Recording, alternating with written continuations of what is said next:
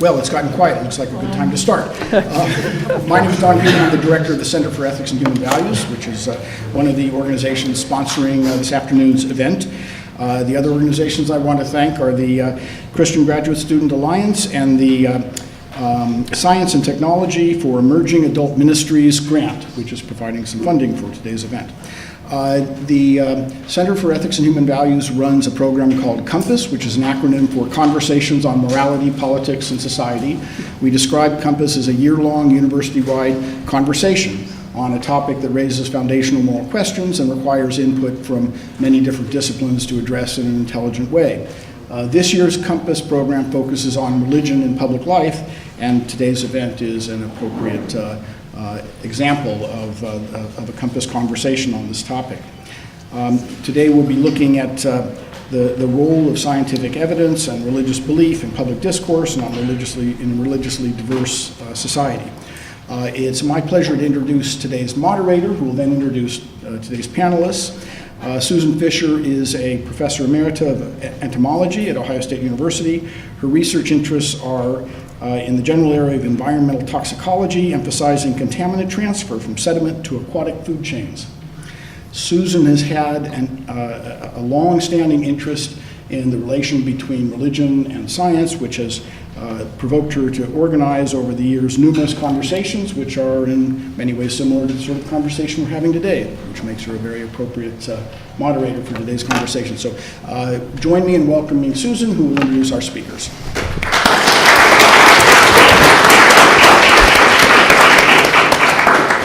Thank you very much. It is a great pleasure to be here today and be able to not only join in conversation with you, but also to present our two distinguished panelists today. Starting distally and moving proximally, we have Dr. David Lahti, who's an associate professor at Queens College in Cooney. He is also the director of the master's program in biology there. He has not one, but two PhDs, the first of which he got in moral philosophy, taken at Oxford, and the second is in evolutionary biology and ecology. I'm not supposed to tell you where he got that, but it's in the north. It's okay, we love you anyway, it's good. His research is wide and varied. It involves evolutionary ecology with emphasis on bird behavior and evolution, and he uses a whole bunch of different diverse approaches to doing experimental work with molecular genetic analysis to the analysis of museum species, and also the use of laboratory animals and captive birds to do his research. He has an extensive publication record on brood parasitism and coevolution, vocal learning, and egg color, but also he has an additional research thrust that includes ethics and the philosophy of biology, human social evolution, and the prehistory of morality and religion. So he's a much sought-after speaker because of the comprehensiveness of his coverage on many issues. Secondly, we have Dr. Philip Kitcher, who is the John Dewey Professor of Philosophy at Columbia University. He got his PhD from Princeton, and he also holds an honorary doctorate from Erasmus University in Rotterdam. He's done early work in philosophy of mathematics and general philosophy of science. He then went on to do some work in the philosophy of biology, and that led to an investigation of the conceptual and methodological issues in biology, as well as the relations of biological research to society and politics. And he further broadened his scope by embracing the role of scientific inquiry in democratic societies. He has many books to his credit, 17 total. I will not give you the titles of each one of them, but I will highlight a few. He's written The Seasons Alter, How to Save Our Planet in 6 Acts. Next, Life After Faith, The Case for Secular Humanism.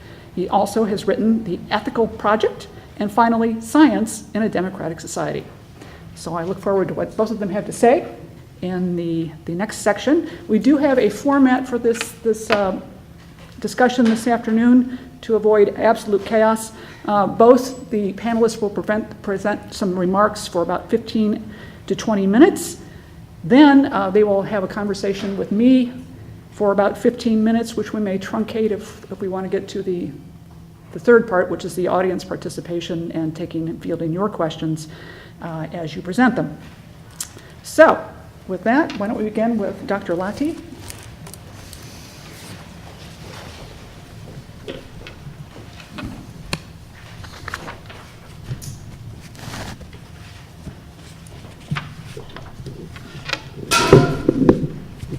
Thanks for coming, folks, and thanks to the organizers and to Austin for hosting me. It's good to be here, and it's beautiful up here, and it's a beautiful day outside. Someone suggested we should move it out onto the quad. I don't know how that worked, but I'm gratified and honored to I myself was getting deep share thought situation when I was there at Kitcher about these interesting and which, by the way, was run by Christians who all accepted evolution. I've never experienced that before. So today I want to propose two things, including human behavior, an explanatory framework, and so those two, and then a potentially helpful virtue. My first independent study in college was the framework is one of levels of explanation. Michigan was observing how anything in the universe would recognize different species of snakes would interact. Explanation comes not as a single story, but several stories that are overlain on top of each other. So you put a garter snake in with a hognose snake, and the levels of explanation are different, but they don't conflict with each other. You put a garter snake in with subatomic particles and move through various levels of physics and chemistry, and they both look at biology, where I can talk a little bit nervous interest. I mean, they coexist, but they're clearly not. And we generally recognize in biology that any trait of any red-bellied snake in there requires four different sorts of science in order to explain at ease right away. The garter snake is nervous at first, combination comes down, Julian Huxley and Nico Timber, and after a while, they no one sort of biology can do the work of the others or take the place of theirs. And so that was fun, but I just found myself in physiology, which are thinking about the mechanical workings of bodily structures. This diversity, then you've got ontogeny, which is the development similar to what happens when we try to construct an integrated worldview. Then you have function or adaptation, which is the results of natural science and religion generations. It can be like throwing and then you have phylogeny, crowded place, evolutionary history. Surely the easiest route would just be to choose one or the other, and that's what a lot of people do. So these are the ways in which biology can address the question of why or how. There are modifications. But if you do throw them together, what happens will depend on other things. But for the most part, these are the ways that biology can address dispositions of why and how, personalities, absolutely any trait. Snakes. Anything an organism does or is. For the moment that these approaches are distinct, but they're complementary to each other. Every approach has to be taken for a complete biological understanding of any snakes in the terrarium of your soul choose to study. You can't. You do want to integrate science at any one of these levels by studying any of the others. You have this potentially cognitively dissonant distinct experience in 2018, and the same phenomena are being looked at, of course, in worldview for science. And let's say you embrace a personal God on top of that, but with different glasses on, so to speak, practically. So, for instance, let's say we wanted a biological explanation for why a particular woman was caring for her baby. From the perspective of physiology, the explanation has to do with the brain and endocrine glands and sending messages through neurons in the bloodstream that result in changes in behavior, increased or heightened awareness, lactation, increased physical contact, and so on. And a study of ontogeny would analyze how all of this infrastructure changed over time, especially at certain watershed times like puberty and then and pregnancy. And functionally speaking, the third, we would look into adaptations that are related to intense parental care, such as our emotional control centers in breasts. And then lastly, phylogenetically, we would start by noticing that maternal care and or at least lactation began around 140 million years ago in our lineage, and then that science would proceed from there. So we have four complementary perspectives, all of them significantly explanatory of a single trait. Now, if we were to, this is where the old ethologists stopped in outlining what they thought of as behavioral biology. I'm just characterizing as biology in general. But if we were to look at ourselves and our traits in an even broader context than this, leaving aside whether the perspective is scientific or not, just in terms of explanation, I would add an additional explanatory level of agency. In the purely biological perspectives up there, nobody bothered to ask the woman why she's caring for the baby, right? And the reason is because these levels were originally developed for the study of animal behavior, and we can't ask the animals. But we can surely study behavior at the level of individual decisions for reasons and motivations and the values that underlie them. And we can come up with conclusions that are just as distinctive and interesting as those at any of those other levels. So biologists can't study agency directly with our perspectives and tools. Psychologists and anthropologists can get at it somewhat by asking questions of their human subjects. Philosophers do it too by trying to make reasonable sense of our beliefs and our values. So from this perspective, we would answer the question of why the woman was taking care of her baby in terms of why she thinks she did it, why she wanted to do it, why she decided to do it. Okay, now finally, and this is the whole reason why I brought this all up, many of us will want to step back as far as we possibly can to what you could consider an ultimate level, the broadest or highest level of all, and approach human behavior through the lens of metaphysics or religion. And so here we find another complementary and yet distinct level at which you can approach traits and organisms. You could call it ultimate purpose. A major aspect of religion is an imbuing of or a recognition of a claim in terms of a purpose or reason for creation, including humanity. And the validity of that doesn't depend on any particular biological discoveries about our behavior, and it doesn't depend on our actual decisions and values either, according to these claims. For instance, the Tao is the Eastern idea of a way or a fabric of the universe of which we are a part, whether we like it or not, and whether we understand that or not. So this is the idea here. And so from the Christian tradition, for instance, a line in Luther's small catechism that I had to memorize when I was a kid. I didn't have to memorize the whole thing, just this line. But the purpose of human existence was to glorify God. So any behavior or any trait in human existence could be analyzed in relation to that idea, and the results, of course, would be distinct from analysis at any other level. Now, this is the case even if you disavow religious belief, you reject any idea of a transcendent purpose to our lives. Still, no one could deny that it is possible to analyze behavior and other traits from such a perspective. In fact, to reject the transcendent or to reject the supernatural is precisely a conclusion from that level of analysis. You're analyzing things at that level when you do that. We all do it, no matter where we end up. So this is the level of explanation that addresses the deepest questions of existence. So a mother might, and at least 1 billion mothers would, alive today, answer the question of why she cares for her baby with that it is right now part of her sacred role in the universe, her God-given purpose. Now, you may choose to engage in this, or you may not. It's the level of analysis that I'm mainly talking about, not the conclusion that we make there. I certainly respect the conclusion that many of us make, that we should decide in the end to leave this level off entirely, to slough it off as fanciful or false.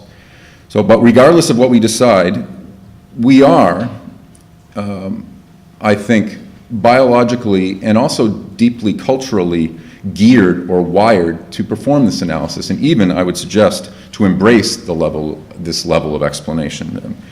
And I also happen to believe, and this is more controversial, that we are happier and flourish better when we're in that state of embracing that level of explanation, because it provides a deep meaning and purpose, a reason for everything, a fundamental grounding of morality and love, a validation of imagination and inspirations that we receive through life. It's about the fulfillment of the highest and most far-reaching dreams of which humans are capable. That's essentially the function of it, you could say. Now, I mentioned I would try to do two things to help these two snakes to get along. And the other one is to promote a certain virtue that's vital for both, I would say, and that is humility. The high-strung nerves of the garter snake and the irascibility of the hognose snake are barriers to their interaction. And in thinking humans, the analogous situation, I would say most often, is arrogance and wall-building, self-protection, a sort of haughty certainty in your own perspective. If I, as either a religious person or as a scientific person, harbor this sort of vice, then we will never be able to understand each other or the possible integration between science and faith. So I'll give 4 arguments for humility in this area, 2 for the religion fans and 2 for the science fans. To the religious, the privilege of science, the enormous advantage to science, is that it is, at its best, self-correcting. Observation and experiment can falsify hypotheses. But religious views, on the other hand, while they're of enormous importance, are not very self-correcting. If you are wrong about something, nothing's going to come and hit you over the head with it. You might never know. And so the honest response to that situation that we're all in is humility. And the second argument is one of personal example. 91%, it's even higher in Ohio, but 91% of the people who claim any religious affiliation in this country at all call themselves Christians. They're, or some offshoot of it. In other words, they claim to follow Jesus. Now, we could talk about other religions as well, but I'm just going to use this as an example. What's the single most distinguishing character of Jesus in everything that he said and did? It was humility. As it says in Philippians 2, your attitude should be like that. I'm speaking to those who decide this now. I'm speaking to myself.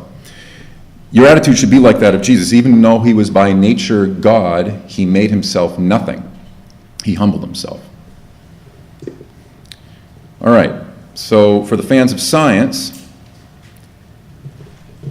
the combined message, if I could be so bold as to sum it up, of the philosophy, history, and sociology of science over the last century is this, that science is a powerful tool. It's our only self-correcting way of finding out about the universe, but scientists are not objective. They're not fully objective, and they can be tempted to overinterpret their results. And also, just scaling back to science as a whole, not individuals, current opinion can be overturned in the future. And there also are limits to what science can say. We run up against them all the time. I do. The response to all of this, for those with intellectual integrity, has to be humility. This was essentially said in both a Chronicle of Higher Education and a science article in the last couple of years. Finally, an evolutionary argument. If we affirm, as I do with the evolutionary biologists, that our brain evolved mainly by natural selection, and that our capacities for science and the gathering of knowledge were primarily shaped to improve our survival and reproduction, a lot of other evolutionary processes went on, but the things that were most functionally integrated evolved primarily by natural selection for survival and reproduction. We can't then consistently claim that by some cosmic accident, we just happen to find ourselves with a complete explanation of what's out there, or even a complete set of tools for finding that out and ruling out things that are beyond our perception as non-existent. We didn't evolve primarily as knowing machines, but as surviving and reproducing machines. And so that fact should make us humble about the extent of our knowledge. And I do want to close by making an extension to life in a free society.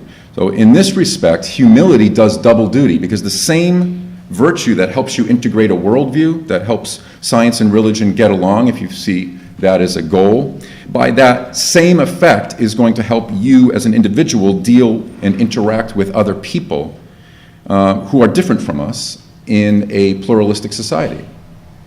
The very same effect. Humility opens us up to understanding the genuine positions of others, to look for and celebrate the areas of overlap, and to be interested in or at least tolerate the areas where we do not overlap.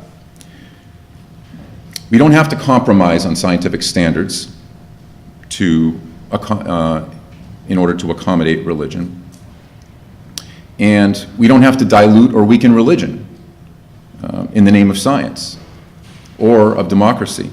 I'm convinced that we don't have to do either of those things, that the key to the institutions of science and religion getting along in society is the same as the key to individuals getting along in society. It's about personal attitude, the disposition of the heart.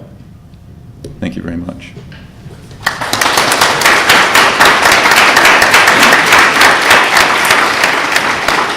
Thank you, David. And now we'll hear from Philip.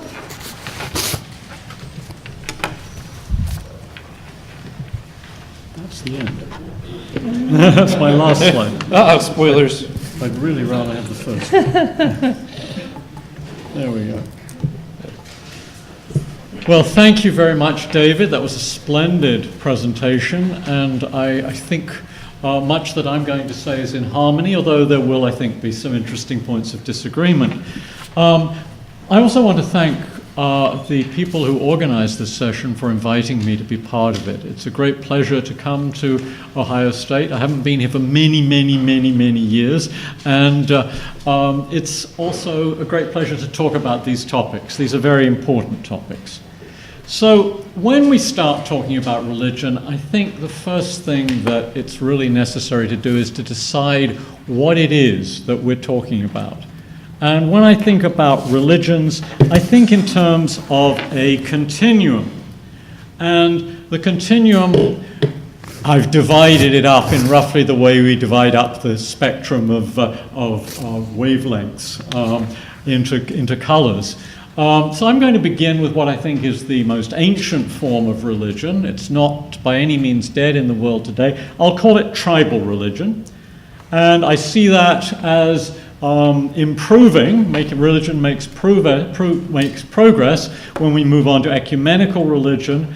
And then I think we make further progress if we move on to what I've called refined religion. And I think that was mostly exemplified by what David just said. And then I think we make still further progress if we move on to secular humanism, but that's a pretty close call right there. I'm a secular humanist. I think David seems to be more a refined religionist. And then we could just sort of drop back into the initial state and become fundamentalist atheists. So for me, what's important about this continuum is the good stuff in the middle. So let me now explain my categories. So the person who believes in tribal religion centers a religion around doctrine, right? There is such a thing as the dream time, the ancestors revisit us, or there is a particular kind of God, or there are particular kinds of gods, and these are literally true descriptions of parts of the universe. These things are sometimes, in fact quite often, seen as the source of moral imperatives. And they come with an attitude. The tribal religion person recognizes that the people across the river don't have exactly the same views as he or she does, probably typically he. And when that happens, hostility breaks out. They're wrong, we're right, and we must try to do something about them because they are so badly wrong. And I think fundamentalist religion today is a hangover from tribal religion. It might be in some ways modified tribal religion, but it's inherently tribal. Now, the progressive step in ecumenical religion is that you drop the hostility. You continue to keep the doctrines, you continue to take them literally, you continue to see them as sources of moral imperatives, but now you say that although these people believe the wrong stuff, we shouldn't persecute them, we shouldn't try to exterminate them, we shouldn't do bad things to them, we should tolerate them, we're allowed to try to persuade them, to convert them, but not force them. Okay? I think a lot of people in the world today subscribe to ecumenical religion. But the trouble with ecumenical religion is it's got a kind of schizophrenic attitude towards these doctrines. On the one hand, they're taken to be literally true and deeply important, and on the other hand, at the end of the day, we tolerate people who disagree with us. There's a certain loss of consistency from the tribal perspective. And the right way to go under these circumstances seems to me to take a further step and to refine your religion. You look around the world, and perhaps this is practicing a kind of humility, a virtue that I think David is right to emphasize. You look around the world, you see all these people, they've got different doctrines about something which is beyond the humdrum, everyday, physical, biological, social world in which we live. Call that the transcendent. That word popped out in your own remarks.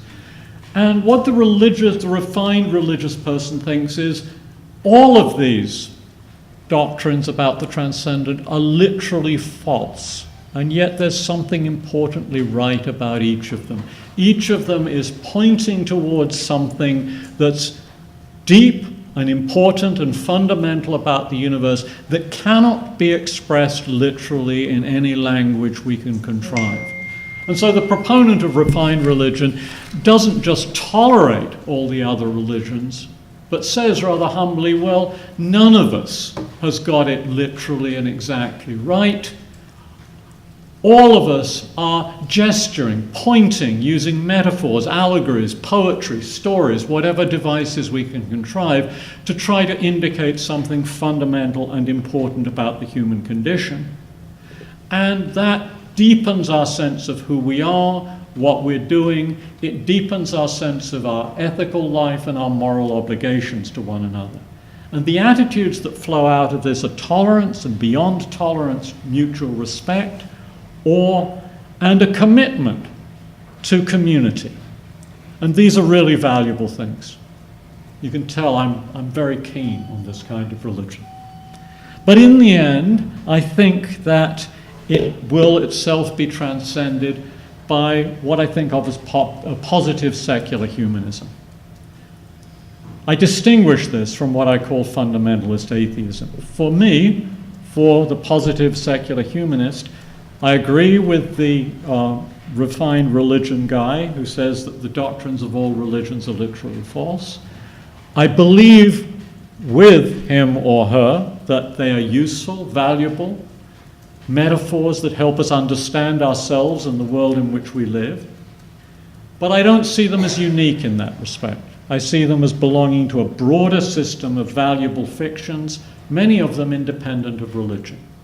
So I think the Bhagavad Gita's dialogue between Krishna and Arjuna, and Jesus' parable of the Good Samaritan, and comparable stories told in other religions are deep and important stories, and they teach us something deep and important.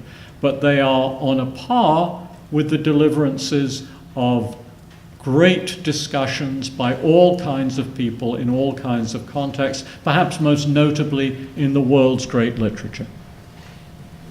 I think that moral norms are independent of religion. I don't think they need a deepening by religion. But I agree with the person who believes in refined religion that the attitudes of tolerance, awe, and commitment to community are important and deserve to be fostered. And for that reason, I distinguish myself from the fundamentalist atheists, quite prominent today. I think, for example, of Richard Dawkins, who believes the doctrines of all religions are literally false, that none of them serves any useful purpose. that religions only cause great harm and should be swept away as rapidly as possible. And this is, I think, a return to a kind of tribalism. For Dawkins is himself a kind of tribalist. It's just that his system of belief is one that eliminates all the religions, while the tribal religions with which we started would eliminate all except one. Okay, now, having set up this spectrum of positions, I now want to make some claims.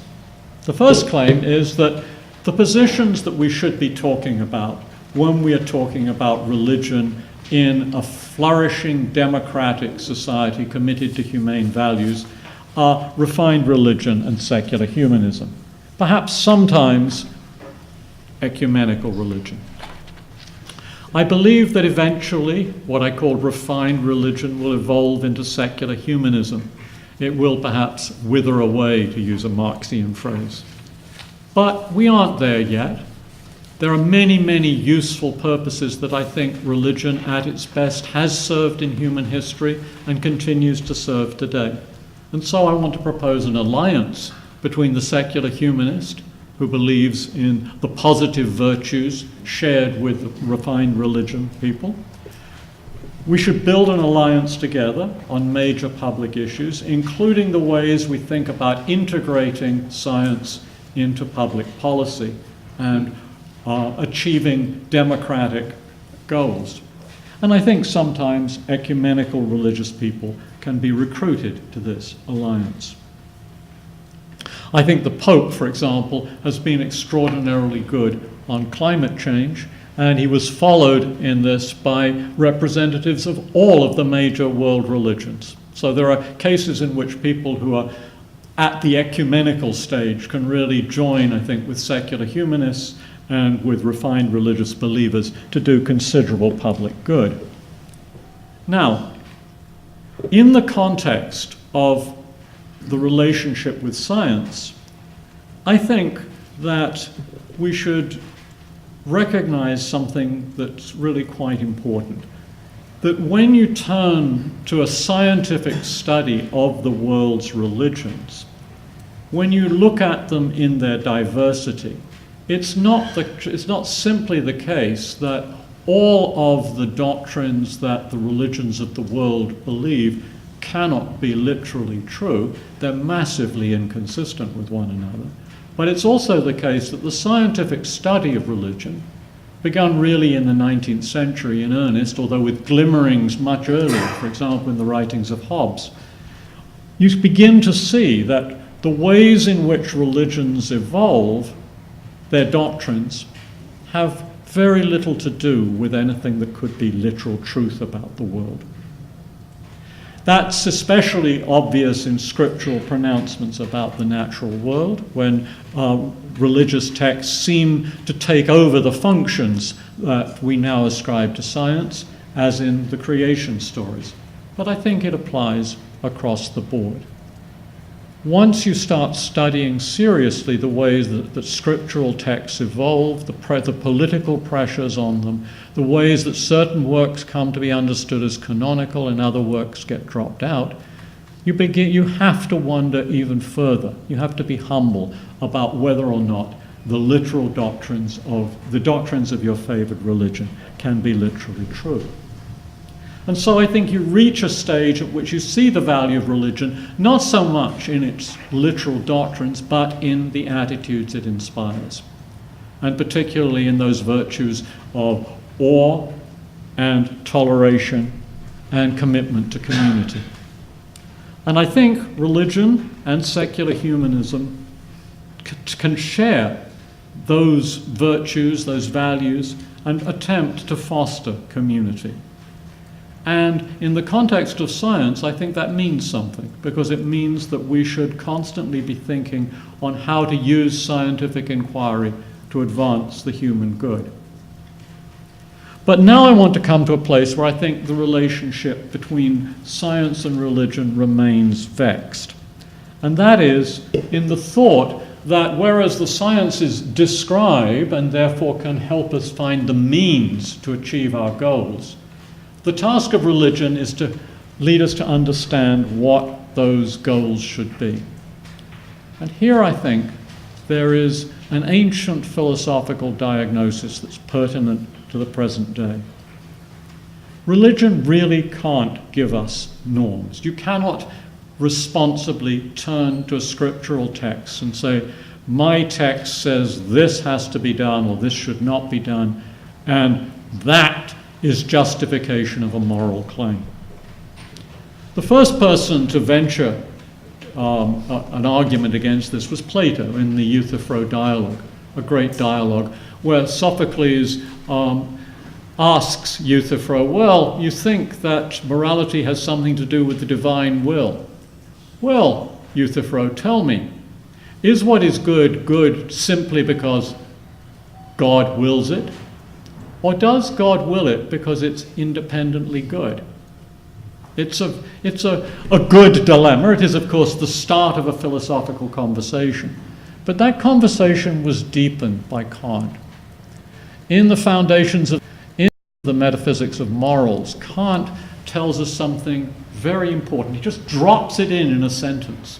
He's thinking about people who defend their moral views by appeal to religion. And he says, you know, in order to recognize the Holy One of Israel as a moral authority, you already have to have some basis for understanding what is good and what is bad. You have to have some independent perspective. The mere fact that the scripture is supposed to testify to the will of some very important and powerful being doesn't necessarily mean that what that being is commanding you to do is right. That's something that has to be assessed.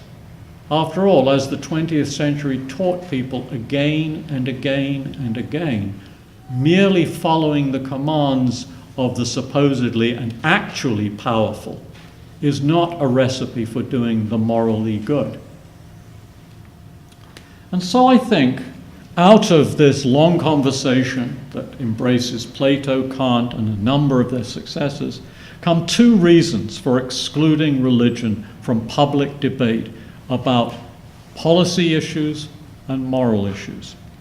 The first is one that was articulated very well by the great late 20th century philosopher John Rawls, who said, look, if you're having a public discussion and a public conversation, then you have to appeal to premises and only to premises that you share with other people.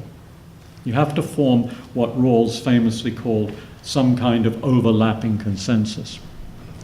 But I think the humility one should have about religious doctrines makes for a deeper point.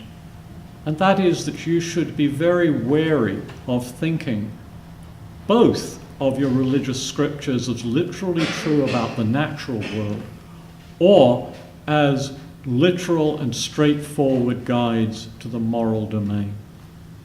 When we come to difficult moral issues, we have to go to that source, whatever it is, that Kant thought was the independent source on which we assess those scriptures as morally appropriate for guidance in the first place. And so I'm going to conclude. I think what is valuable in religion are actually a set of deepening metaphors, allegories, and the attitudes of tolerance, awe, and commitment to community. And I think those would be valuable to introduce into our policy discussions and the ways in which we frame the scientific enterprise, to see that enterprise in its ultimate role, which is to contribute to the human good. And the second is that we should make our conversations in the public sphere compelling to all. We have to provide reasons for others that they can accept. And we have not to presuppose that things on which there is massive disagreement can simply be assumed. We have to do the best we can in humble, respectful, tolerant conversation with one another to work things through. Thank you very much.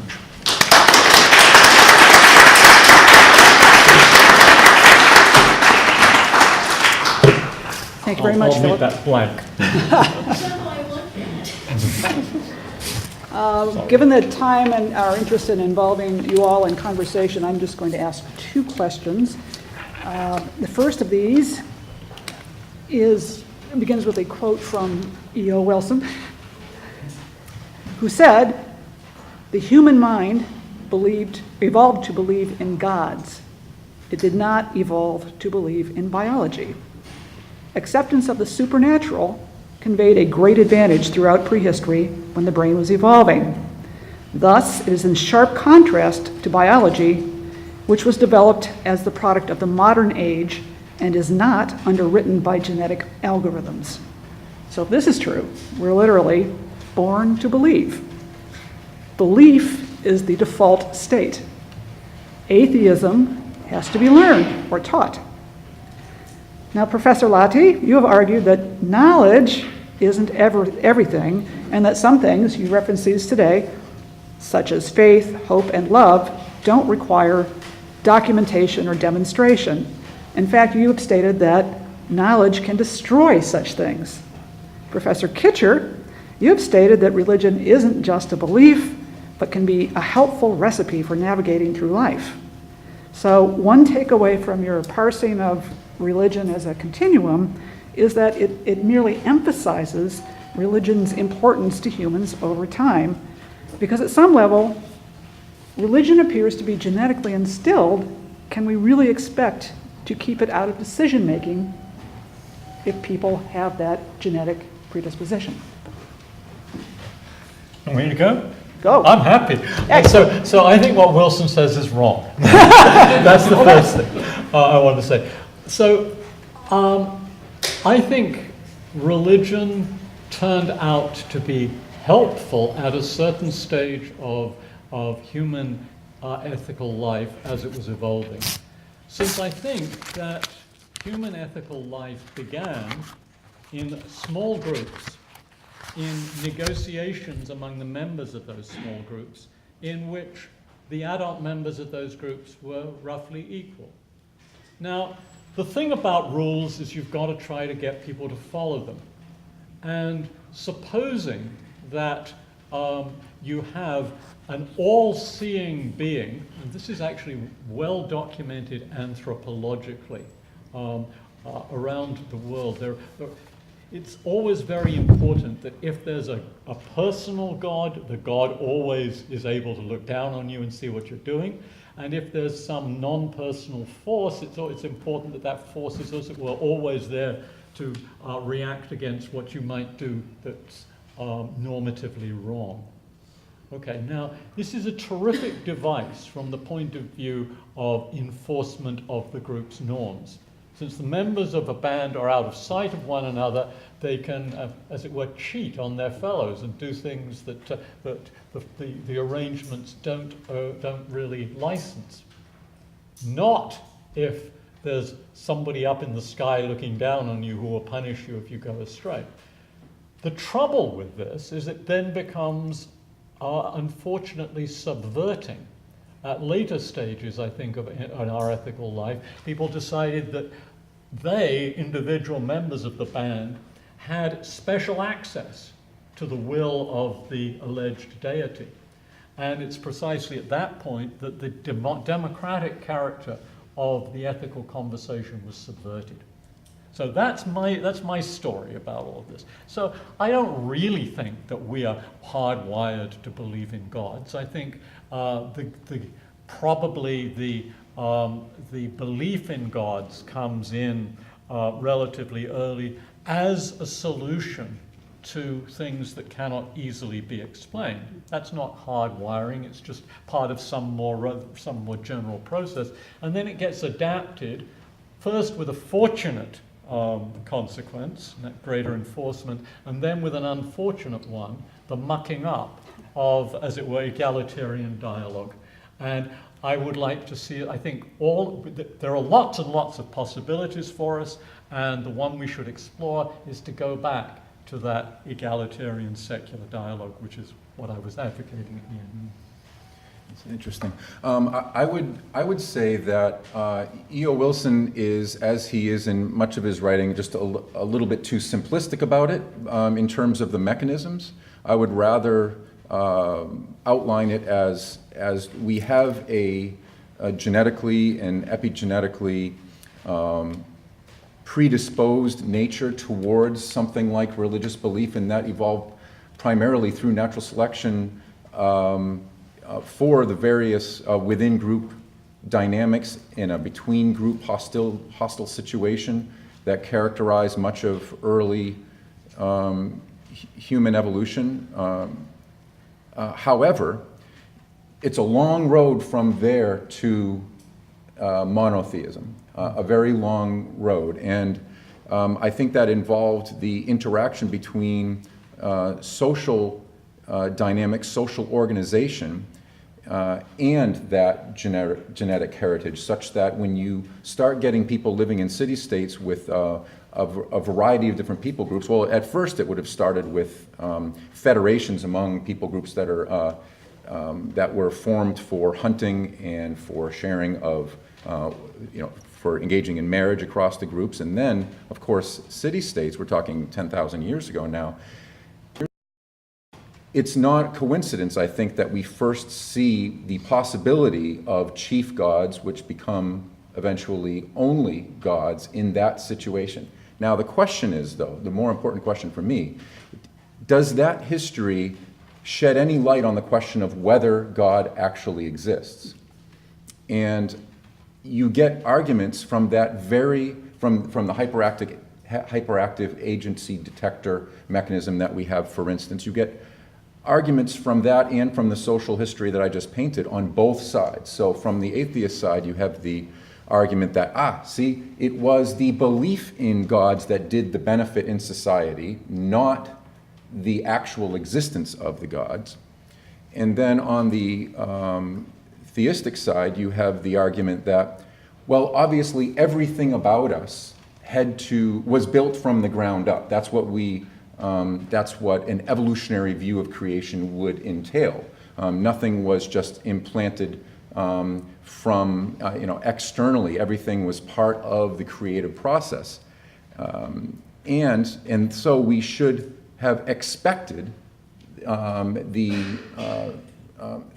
the belief in God to have arisen by some mechanism, whether God existed or not. But the fact that we have somehow all come to this position where we're all looking in a space like there's something going to happen there, and the question is whether anything's going to happen there. And I would say that we have to look elsewhere than the history of religious belief to find evidence for or against. Now, the fundamentalist atheists, and many atheists, will argue that just the fact that we have a mechanism to explain the history of belief means that we have undermined that belief. I don't really think that is the case. I don't know if that gets to the question. Yeah, I think it does, but one of the things I'm curious about is that to be genetic means that you have the opportunity to be selected for or against, right?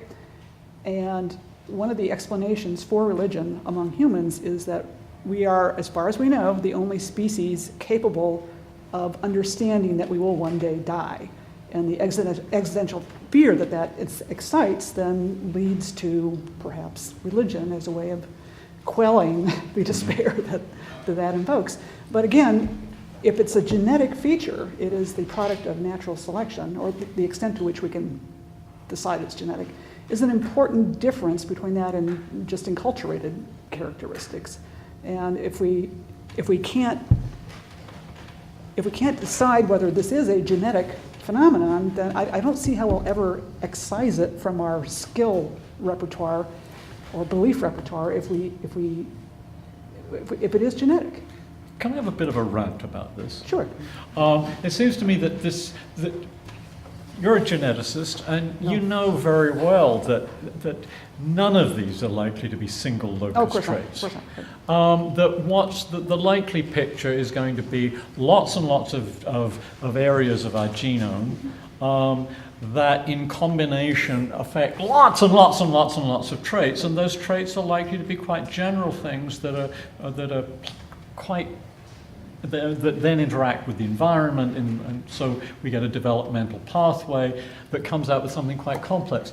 So I think this idea that there's a sort of genetic predisposition to religion is really suspect, both because I think that the genetic basis is of any such thing is probably would have to be quite complicated, and I think that what it gives rise to is a whole cluster of rather abstract psychological dispositions that can be filled in particular environments by things like religious belief, but are by no means channeled towards that. So, I mean, I think that's sort of a deeper reason why I think Wilson's... I would add to that that natural selection cannot anticipate future developments. And as we mentioned, monotheism, which is what most people mean by religion today, I don't mean that by that. I mean, I am a monotheist, but I do not consider that to be the limits of religion, obviously. I mean, it probably started, if anthropologists are correct, it probably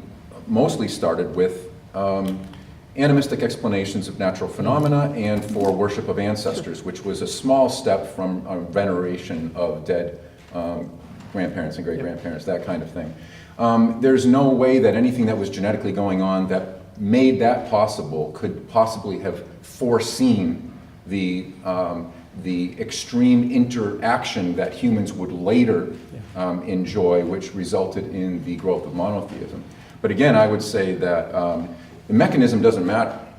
It can be cultural evolution, it can be genetic evolution, it can be an interaction between the two. The amount of this is the lesson of modern behavioral ecology, is that the degree to which genes underlie a particular change has no bears no relation to how functional it is, either in modern society or once long ago. Birdsong is enormously functional, and yet in half the birds that live on this planet, their song is learned. And as a matter of fact, it's arguable that it's more functional even, meaning differences in song are more functional and more indicative of something about the bird in the species for which it's learned. So we could just move beyond the mechanism and just talk about, because I think we both agree that the mechanism doesn't say anything about whether God exists or not, and it probably doesn't have a great influence on whether it could ever go away, because it's unlikely to be strictly genetic in the sense of like our Agreed. digits. Yes. I want just to add a tiny qualification of what you just said. It seems to me that you don't want to leave out of account the fact that there are religions that don't have any kind of personal deity in them. There are religions that don't focus so much on a being of any sort, but like the Australian Aboriginal religions, the dream time which leads its reverberations in the present. And so the primary objects of what is sacred are not people or their deeds or their characters or anything like that, but actual places. So my own guess is that many of the religions that were there relatively early in the human evolution of religion were sort of rather straightforward magnifications of respect for particular figures in the tribe. And so there's a god associated with one tribe who's sort of a blown-up version of a much-respected ancestor. The group across the stream has the same. And the issue isn't whether these characters exist. Perhaps both groups agree that both sets of characters exist. The question is whether my God is bigger and stronger than your God. And I think you see this actually in some of the more ancient parts of the Old Testament. Mm-hmm.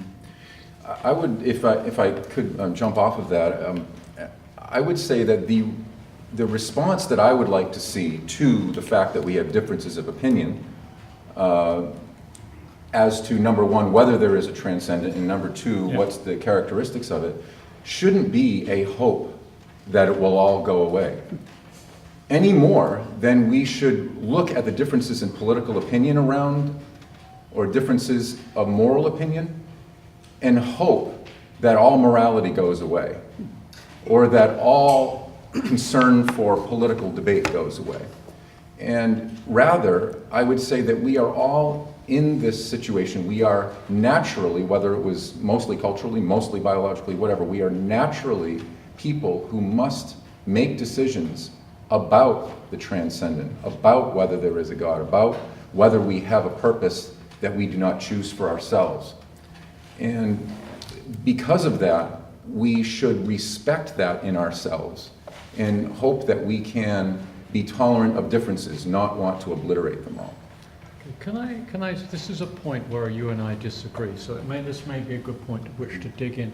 So, I mean, you talked about purpose and meaning as if you thought it was only possible to find purpose and meaning under a religious framework.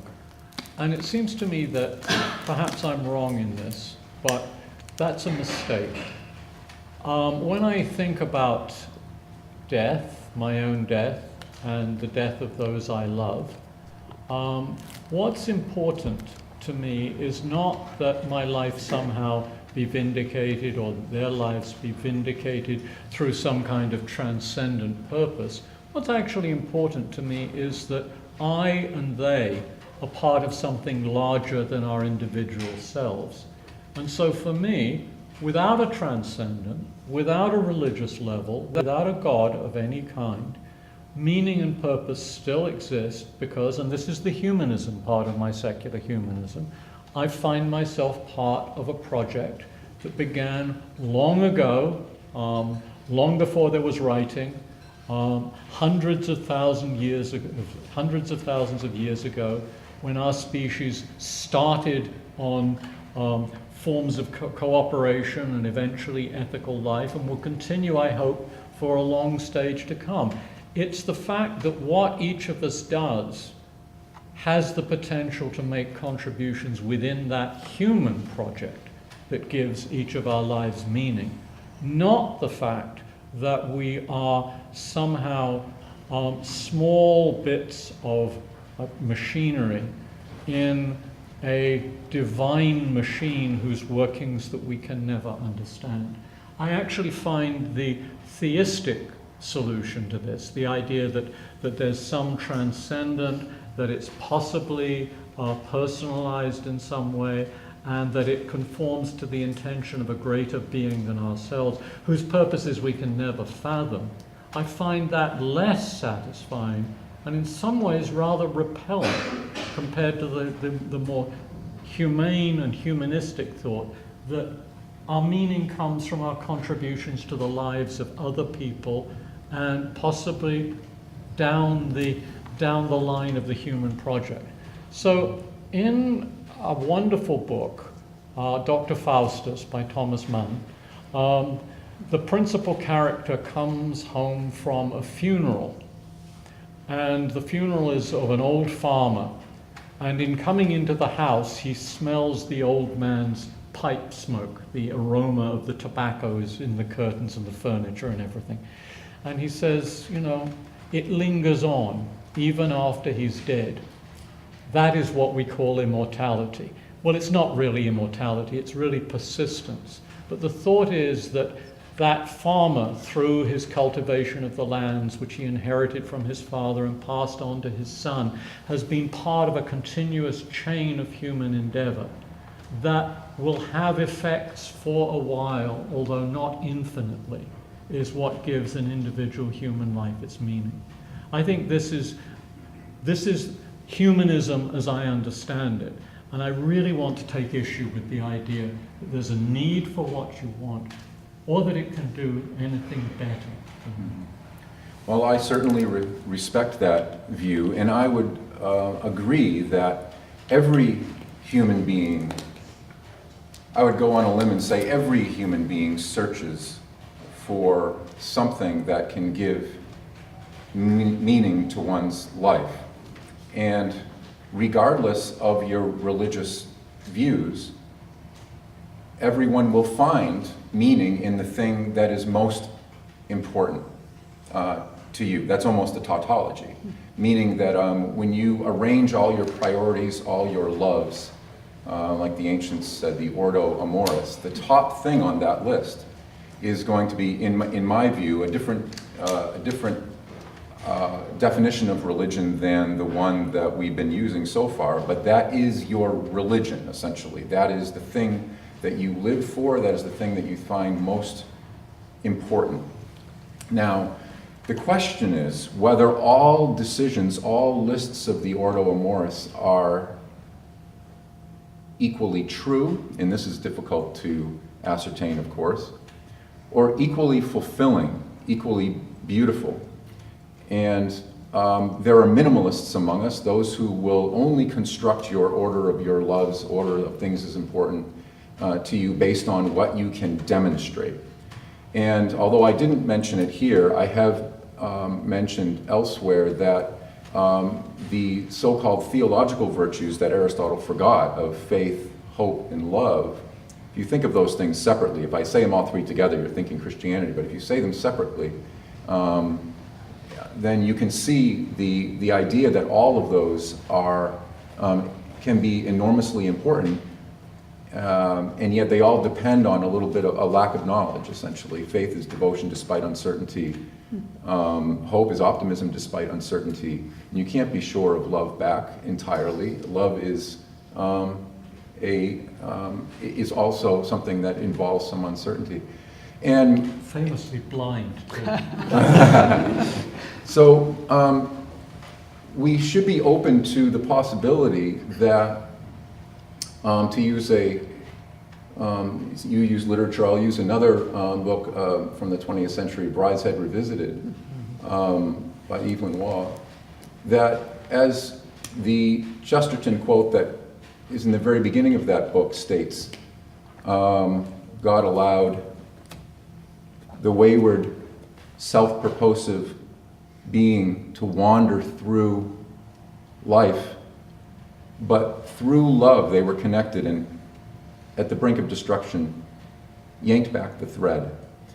And that's the joy of knowing you're not out there all by yourself and have to just forge meaning out of whatever you can construct for yourself. It's this idea that, like Sebastian Flight in Oxford, just living the life, trying to find meaning in whatever, in women, in booze, in even if it's helping others, whatever it happens to be. At some point, if you are the kind of person, if you want to be the kind of person who could be tugged back into a place where you can achieve redemption, and redemption in this case being from the outside, not from within yourself, that's a wonderful feeling, and I would, all things being equal in terms of epistemology, in terms of what we could know, I would choose that over having to muddle around and find my own purpose in my own wanderings. So here's what worries me. I think the transcendent is a distraction, and I think it's a distraction from our relations to one another. So sometimes people who think about the idea of a transcendent purpose think of, as it were, a two-tier universe. There's us and our relations down here, and then there's this transcendent stuff, and the transcendent stuff is what gives meaning somehow, or depth, or something to what's down here. And I guess what worries me is that I'm worried about the many people who I think don't find meaning. And I think that the essence of humanism is to help them look in the right places, and the right places are down here. And it's cheapening the relations down here to say they only get their significance from what's up there, as when people might say, well, you know, we should love one another because we are all children of a God. No, we should just love one another, period. The idea that there's something else that's, as it were, higher than that, that directs that, is, as Bernard Williams would say, one thought too many. So, and that's why I think that secular humanism is a move beyond refined religion. Refined religion still wants this up here with its sort of gestures towards it. And it still wants the thought of, in your lovely quote from Brideshead Revisited, this sort of link that can pull me back. But I think those kinds of links are fragile. What we should be doing is strengthening the horizontal ones, not yearning for something vertical. I'm descending into metaphor, and I'll stop. No, that's If I may, we'll go ahead and open this up to the audience. And audience, I'm to advise you that if you would just raise your hand, some helpful person will come by with a microphone, And Don Human tells me that we have to explain that when you get the microphone, you're to hold it like a carrot and not like an ice cream cone for greater sound quality. And also minimize, as in maybe don't do follow-up questions. We don't have any questions yet, so we can't. We've done this before. It's like your no first rodeo. Thanks for your talks, appreciate it. I want to address the public life component and ask why liberal democracy? What resources we have either collectively or politically to adjudicate these claims? In the context of liberalism, large L, democracy is a system of governance. When we see backslide or erosion of liberal democracy in different parts of the world, we've seen Marxist communism as a means of kind of material political arrangement. Why favor democracy, liberal democracy in particular, is the best motive of discourse or adjudication? Okay, so that was really shorthand for something else. I mean, my views about democracy are quite complex. There's shallow democracy, which is what most people think of as democracy, and it's instantiated in many places in the world, including the United States. There's million democracy, which is truer to, I think, the faith that people have in democracy, which takes public decision-making as a means of forwarding the fundamental freedoms of individuals, because those individuals have a clear conception of what their interests are and can express their interests in their preferences. That does not happen in the United States today because many of our fellow citizens, and perhaps many of us, are actually participating in political life in ways that adversely affect our interests because we do not see clearly where to go. But even deeper than that is what I think of as Deweyan democracy, which is founded on the idea that we relate to and learn from one another, and we try not simply to outvote one another, but try to find solutions that we can all accept. And if we can't find solutions that all can accept, at least to find a pattern, a historical pattern of solutions that all can. That is an experiment as yet untried. And that, it seems to me, is faithful to the kind of constructive work that throughout our history, at its best, has given us our ethical life. So I think of treating one another with sympathy and respect and knowledge and humility as equals is actually a fundamental feature of human ethical life. It's what makes our societies work better. So that's when I'm talking about democracy, I'm really not talking about the sorry approximations to the label that we currently have. May I respond to that as well? I have essentially what you might call a religious motivation for talking about this in terms of democracy, as just in terms of a place where ideally anyone can have a voice and have an equal voice. And the reason is that I think the most important things about existence are not things that we can have certain knowledge about. And the most important things about existence are not things that you get better at knowing through more education or more money or more power. And because of that, no form of government that restricts any individual human being from being able to have an equal say does justice to that situation. Because I actually believe that of the most important things in existence that should inform our politics, that a grandmother down in the bayous of Louisiana has just as much to say and might have has an equal likelihood of having wisdom about it as a professor in New York City. So because I believe that, and I only believe that, and you can only believe that if you believe that intellect and power and money do not give you wisdom, which means that it can't be just a matter of intellectual knowledge at the top of that order of your loves. So you have to believe that in order to follow this where I'm going here. Democracy is the only way to go, even if it's poor, because of that, even if it's sloppy even if it's a poor approximation of the ideal. There's nothing else that'll work. So this is really a question about, it's for both of you, and it concerns the two sets of taxonomies you provided and the relationship between them. So David provided a characterization of fivefold taxonomy of questions. Was it six? Six, actually. And located religion at the level of answering questions about fundamental purpose. And Philip gave a characterization of 5 different attitudes towards religion, and at least with respect to religion, located the action with regard to this fairly minimalist form of religion, refined, wasn't it? Refined religious person, which in fact you attributed to David. He wouldn't anymore. No, I don't think so. No, I mean... So it's a question for both of you.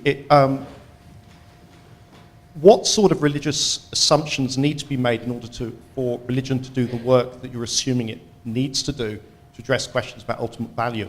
So in particular, if you make the assumption that you attribute to the refined religious person that everything that they believe is, or all the religious claims are literally false, is it in a position to address these questions about ultimate purpose? So part of the reason for asking is I suspect you're going to diverge on that attitude, on that question. Yeah. Want me to go? So I think that poetry can be an enormous source of insight into all sorts of things. I do think that the great poets convey to us important features of our lives and features of our condition and make us aware of those things. And I think that parts of various scriptural texts do the same. I think that not taking them to be literal actually liberates them to deliver their insights. This is what people are always saying about the opening chapters of Genesis. I'm just extending it across the board, right? Don't look at Genesis 1 as if it were a textbook in cosmology. Look at it as an allegory. And I'm happy to do that for many, but not all parts of many scriptural texts. So I'm not sure anymore quite where David stands. I think David at his best is a refined religion guy, and then there are these occasional slippages back into ecumenical religion, but at least he never goes tribal. And I hope I don't exhibit similar slippages into fundamentalist atheism. It does seem to me that this... I think in the end, the idea of a transcendent is unnecessary. I think that, for the religious person, the metaphors and the allegories are gestures towards the top tier, right? I think what they are illuminating things down here that help us see what's important in human beings and to understand the human condition and thus to enrich our lives and find purpose and meaning. So I think we can do without it. David thinks we need it, and David perhaps in his ecumenical moments, rather than his refined moments, would say we have to give it a particular shape.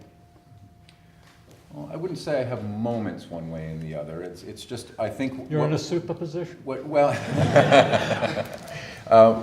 it is that I don't fit into the categories really between ecumenical and refined the way you said them.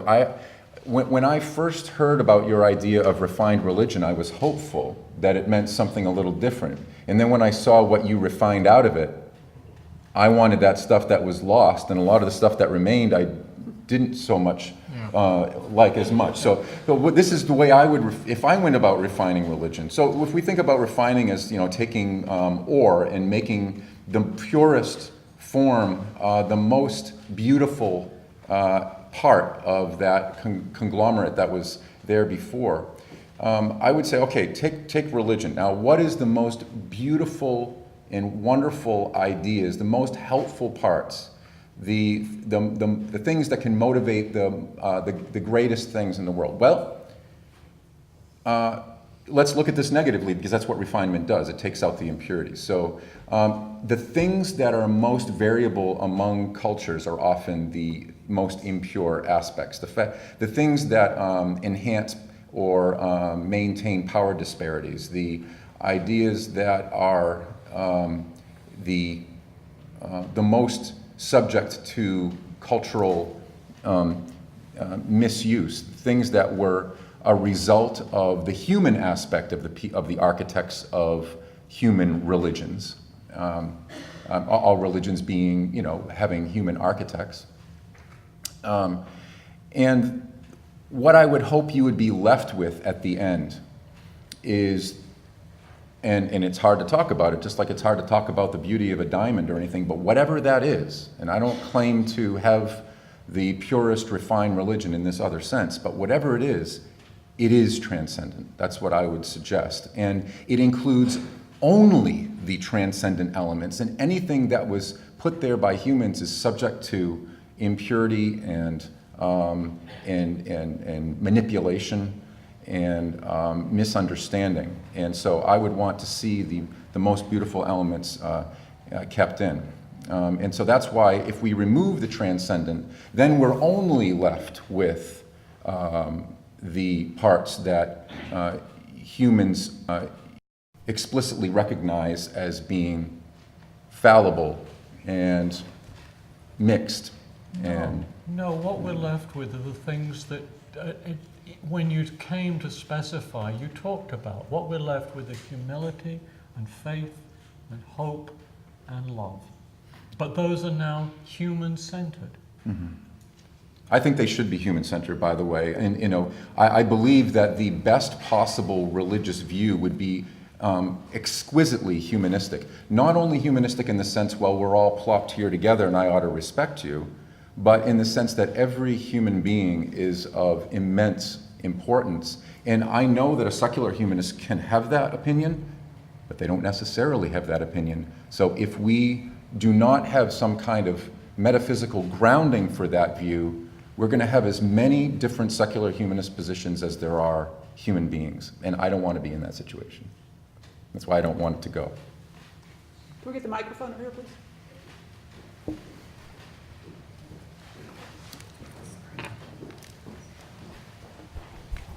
Professor Kitcher, what's the Human Project and who said it? We all do it, we all contribute to it, and it's not set by anybody. So there is no Human Project? There is our going forward more or less enlightened by our respect and our love for one another, and trying to continue striving to modify in what seems to us individually and collectively the mistakes and the deficiencies of our current situation. That's the human project. It doesn't have a telos, but it is progressive.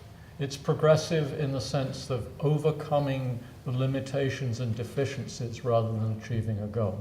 Now, shall I just say why I think you can talk about progress from as well as progress to? This is going to trespass on what I'm going to talk to the philosophers about tomorrow afternoon, but it's relevant here. There are lots of ways in which we make progress that don't have any ideal form towards which we're heading. Think about technology, think about medical advances. There's no ideal or perfect form of human health, but we still make progress in medical treatment by overcoming the problems that beset us. And that's true of the human project too. Could the Human Project involve getting rid of the wrong kind of people or preventing the wrong kind of people from coming to be? Not given the sort of ethical life that I've tried to sketch in response to the question about democracy, no.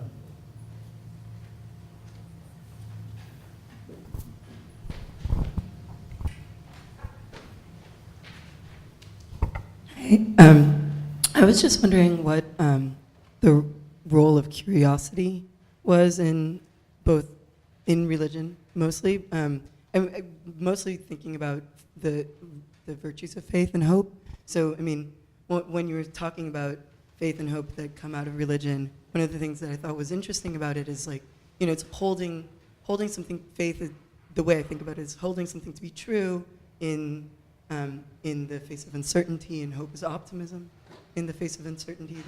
That was what you said. And it seems like scientific endeavor, you can have that, but it's a little bit different. Like, I mean, one thing that I would add to faith in some ways is providing warrants or legitimacy to stop searching, or like resting for being, I mean, in some ways humility, like resting with the knowledge that you have and not seeking further. And it seems like curiosity, there's a way of holding something to be true, or holding as if like you need, in order to continue with scientific investigation, to hold something as if it's true in order to see if the hypothesis pans out, and you have to be pretty optimistic in order to continue with like this endeavor, because it is this sort of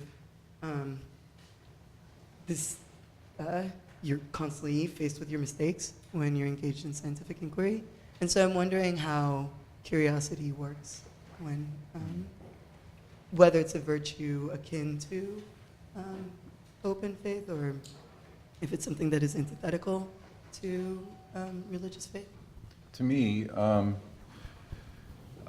curiosity, when I said that embracing the possibility of the transcendent, even if you don't know anything about it, just at the very first step, is a validation of our inspirations and our imagination. What I meant by that is something like this. Imagine that you're on an island nation where when everyone's born, from the very first time they start to speak, and we don't know the mechanism by this, whether they inherited genetically or whether they were told by other people, they say that there's something very, very special. It's the most special thing on the entire island is in this dark cave. But it's so dark that no one can see in there, and so no one goes in there. Now, at some point, I come to this island, and I find myself having this idea too, but I don't know if it's true. And I'm presented with the possibility, a bunch of construction workers come up to me and say, okay, we're thinking of permanently walling off that cave. And we think that this will solve this problem of everybody born thinking that there's something special in the cave. Number one, I think it won't stop everybody from thinking there's something special in the cave. Number two, I don't want to wall it off because, this is what I tell the construction workers, because what if they're right? That's the very first step. And it's motivated by curiosity. It's motivated by imagination. That's a fantasy story I just told. Now, essentially, why do we love fantasy? I mean, I realize that you could be hungry and not eat food, but can you be hungry in a world where there's no such thing as food? So I want to know why I'm curious like this. I want to know why I love fantastic stories like this, or the beauty of poetry. And just in case there is a reason that's just beyond some accident in my makeup, and in the makeup of all human beings, I want to leave that cave open. I'm happy to leave it open if leaving it open doesn't get in the way of all the profitable activities that the islanders are engaged in. If they're obsessed with this and marriages fail, children are neglected, all sorts of things go badly wrong, then I might want the cave walled up. You know, I think that from my perspective, there's a sense in which the alliance of secular humanism with what I call refined religion, whether or not it's really refined, I'll leave that, is to think in human terms about the direction of one's curiosity. I think not all kinds of curiosity are responsible curiosity. I think that people who are curious should also reflect on whether what they're curious about is something that's worthy of being investigated. We've all known people who've had, weird little obsessive things that they do, and part of being involved in the human project, as I think about it, is to think of using your endeavors, including your inquiries, and therefore directing your curiosity towards things that matter to other people.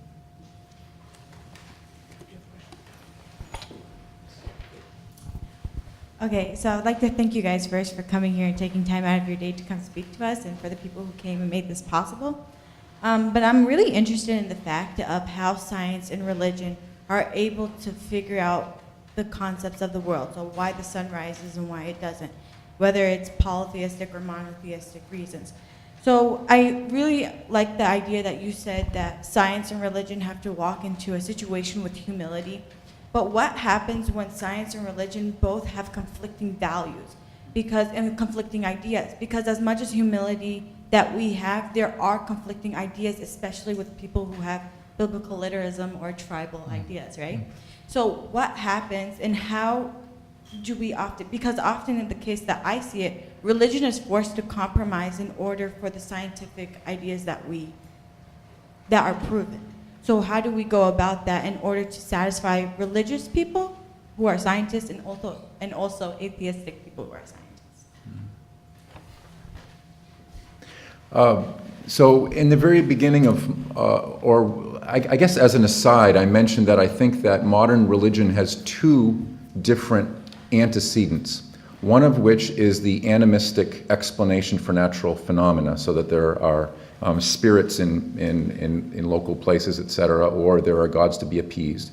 And the other one was, it derived from veneration of the elders, and it turned eventually into elders. And I would say that there's a reason why these have melded together, because in some sense, if there is a God, that God did create the world. In terms of the monotheistic religions, that is the case. And in terms of monism, so non-theistic religions of today that are universalizing in their nature, the Brahma, for instance, is something that all things participate in. So it's universalizing in that sense as well, and so is explanatory at that level. However, I think there is an important difference between the animist and the ancestral worship origins. And only the animist one has led to these issues that we have between the science and religion debate today. The problem is mistaking the true explanation for false explanation because you mistake the levels of explanation. So there were actually people who thought that if you had a physiological explanation for things, you didn't need a developmental explanation. As a matter of fact, development entered evolutionary biology very recently, only in the last 20 or 30 years, essentially. It's advertised much longer ago, but you're right. Yes, so of course people, C.H. Waddington, other people have suggested that it should be done. But the reason is because we're not good at this levels of explanation thing. Even physicists are not really good at it yet, although they're probably better than biologists for sure. So the problem is that we've been so excited about our religion that we think it can explain things not only in an ultimate sense that I was suggesting, but at every level. God makes the blood go around. We don't need a heart. That kind of thing. So that's a fundamental mistake which we inherited from pagan animism, I would say. And it'd be good to get rid of that aspect of religion. We wouldn't have these issues. But it's very difficult to do because it's like the wheat and chaff.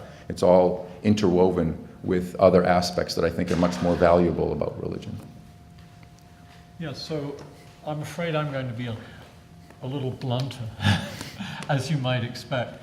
You spoke of religion having to compromise. I don't think it's a compromise. I think it's a step forward when religious people say, no, this creation story isn't a literally true description of what happened. It's actually, it's a parable. It's an allegory. It's something that teaches me something about the moral condition of human beings. And I think when that attitude is developed consistently, you get a superior form of religion. So I don't think of it as a compromise at all. So I think the right way for religion to go is something that you would see as a succession of compromises. I just think that it preserves what's really important in religion, which is the attitudes, the kinds of things, the words that have floated around here: humility, faith, hope, love, commitment to community, awe, mutual respect, mutual tolerance, those are at the heart, for me, of the religious attitude. And those are the things that require cultivation. And you should let the other stuff go without a sense of loss. That's a blunt response to you, but I have to be honest. Are there other questions? Yes, microphone? Yell it out. Sir, do we have time?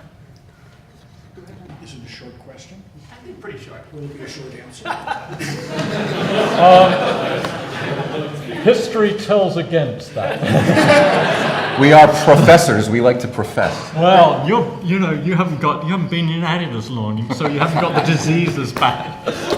I think we better call the official discussion now.